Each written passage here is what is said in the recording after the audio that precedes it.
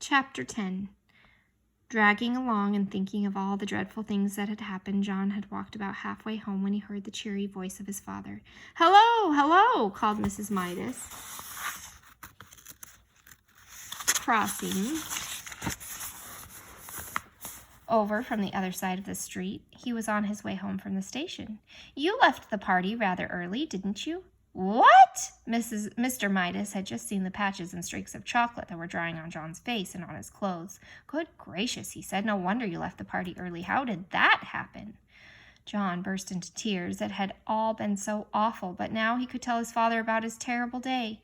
He stopped crying and only sniffed a little now and then as he told the whole story, about taking the coin to the candy store, about buying the box that had turned out to have only one chocolate in it, about the toothpaste, about breakfast, the gloves, the silver dollar, the pencil, the lunch, the trumpet, and finally the apple ducking water.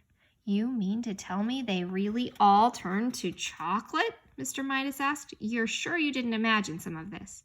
No, John assured him. "Well," Mr. Midas said, still looking doubtful, "we're only a couple of blocks from that candy store of yours, not that I've ever noticed one there. Suppose we stroll over and ask the man whether his chocolates always do strange things to people." "It's on the next corner," John said, recognizing some of the houses on the side of the street. Not the next house, not the next house, not the next," he said, "but—" John's voice faded into silence. The corner where he had found the candy store was nothing now but an empty lot, flat, open ground littered with a pile of rusty tin cans and broken bottles, around a splintery old sign saying "For Sale." Mr. Midas said, frowning anxiously at John. "I think we better pay a visit to Dr. Cranium before we go home." "That's where the store was, though," John protested, beginning to cry again. He had shed more tears in that one day, it seemed, and certainly eaten more chocolate than in all the other days of his life put together. "I know it was." Dr. Cranium was a busy man. As luck would have it, however, he was able to see Mr. Midas and John almost at once. Well, said Dr. Cranium. "And how are we getting along now, John? Have we cut down on our candy, eh?" "How do you do?" John responded dully. "Apparently he's had a bad day, Dr. Cranium," Mr. Midas said. "Trouble at school, you know, and a little accident at a birthday party. What I'm worried about is that he keeps saying that everything he puts into his mouth turns to chocolate." "No more than a nursery fantasy, I'm sure," Dr. Cranium said to Mr. Midas. "Well, John," he went on, looking down with a smile, "suppose you tell me in your own words what the matter seems to be."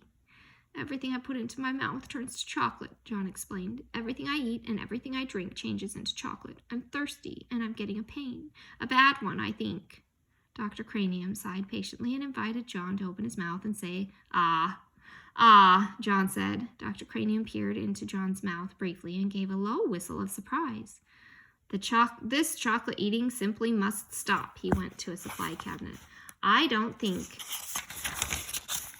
there's any time to be lost," he told Mr. Midas. "I'm going to give the boy some of my own special compound. Dr. Cranium's elixir, I call it. Never fails." Dr. Cranium selected a large bottle from one of the cabinet's crowded shelves. He removed the top from the bottle. He got a spoon from another shelf. He filled the spoon with an oily, greenish-yellow medicine that had a yellowish-greenish lights glinting in it. "It doesn't taste very pleasant," Dr. Cranium warned John in a pleasant tone of voice, "but I'm sure it'll do the trick. Clear the stomach, and you clear the mind. That's what I always say." Dr. Cranium offered John the brimful spoon. "Must I?" John asked his father. "I know it'll turn into chocolate." "Go on," Mr. Midas nodded encouragingly. "Drink it down." John took the spoon between his lips. The medicine turned to chocolate. The spoon turned to chocolate. John choked and spluttered. The chocolate syrup splurted from his mouth. Dr. Cranium dropped the spoon in alarm. When it struck the white-tiled floor, the chocolate handle snapped into several pieces. "Mercy," said Dr. Cranium. "I've never seen anything like it. The boy's whole system seems to be so chocolatified that it chocolatifies everything it touches." After he had recovered somewhat, the doctor went on. "I believe that this must be an unprecedented case of chocolatitis. I shall call it Cranium's disease. I shall want to make an exhaustive study of the child. I think John has had enough excitement for one day," Mr. Midas said.